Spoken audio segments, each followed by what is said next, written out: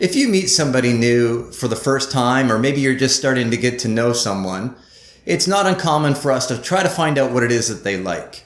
Now, we want to know what they like or what they love because that helps us understand a little bit more about who they are, but it also helps us understand how we can relate to them. And even better, if we can find something that they like or that they love, that we also like and we also love, and that's how you start to formulate a relationship, whether that be in a marriage or a new dating relationship or with your kids or in business. It really doesn't matter. Those common interests and common likes and common loves allow us to know more about the other person and to understand who they are.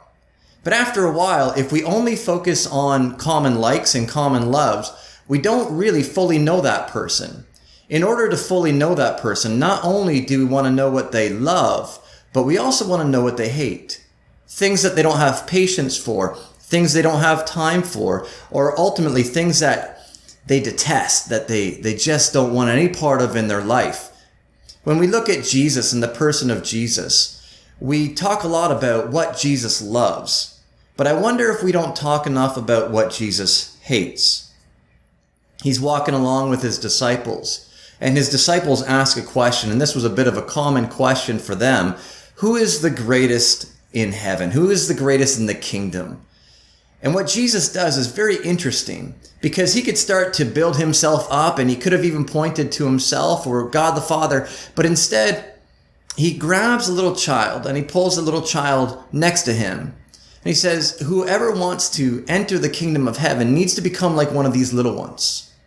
We find out what Jesus loves. He loves faith like a child. And not only just faith like a child, but a child. We see that Jesus has this compassion when the disciples try to get rid of the kids. He says, why would you stop these little ones from coming to me? But right after Jesus says, if you want to enter the kingdom of heaven, you need to become like one of these little ones. He then goes on, and it's almost like this thunder cloud comes in behind the head of Jesus, and he starts to transition from what he loves to what he hates. And he says, woe to you who cause any of these little ones to stumble. Better for you to have a millstone tied around your neck and thrown into the depth of the sea. Jesus transitions from what he loves to what he hates, and what he hates is very simple. Anyone who would cause one of these little ones to stumble. Or another way to say that is anyone who would harm this child. Better for you that you had a millstone tied around your neck and thrown into the sea. Yes, we spend a lot of time on what Jesus loves, but do we spend enough time on what Jesus hates? And one of the things that Jesus hates is the harm of children. I have a concern, and it's a growing concern for me and a growing conviction for me, that in this time of pandemic, we're spending so much time on keeping safe, and we're spending so much time on self-preservation, and we're spending so much time on even concern with our own children, that I wonder if we've lost the vision for the widow and the orphan. I'm concerned that there's the fatherless child that is not being protected, the motherless child that is not being loved. And we are seeing this increase in domestic abuse, and we know that to be true both with the abuse of wives, but also the abuse of children. And so as we think about preserving ourselves, I wonder if we're concerned enough with hating the things that Jesus hates. And when we get on the topic of injustice against children, we all have this feeling like it can't happen and it shouldn't happen, and we got to stop it, but this feeling of hopelessness. But what am I supposed to do? Well, whenever we feel hopeless, we need to find other people that are already doing it.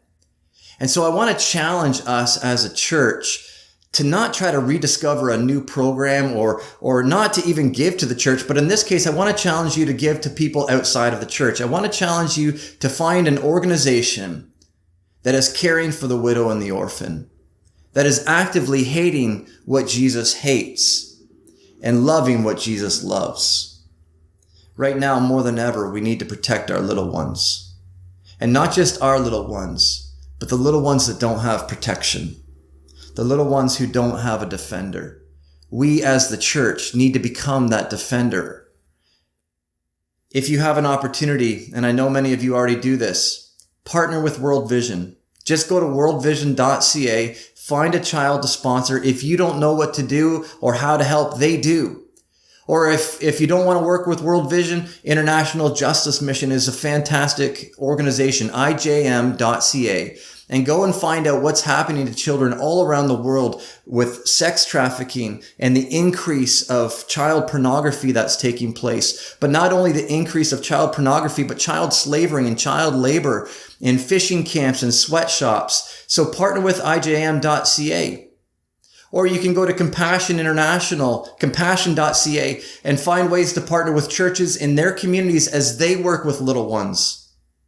Or even in our local community, you can go to yugta.ca and partner with our local missionaries who are reaching into the homes of those that are maybe being forgotten or left behind through sport, through camp, and even through the distribution of food. If you want to know the heart of Jesus, don't just know what he loves. Know what he hates. And what he hates is anyone who would cause harm to one of these little ones. And better for them on the day of judgment that a millstone was tied around their neck and that they were thrown into the depth of the sea. God takes very seriously the justice for children. And if we want to know the heart of God, we need to likewise take very seriously the justice for our children.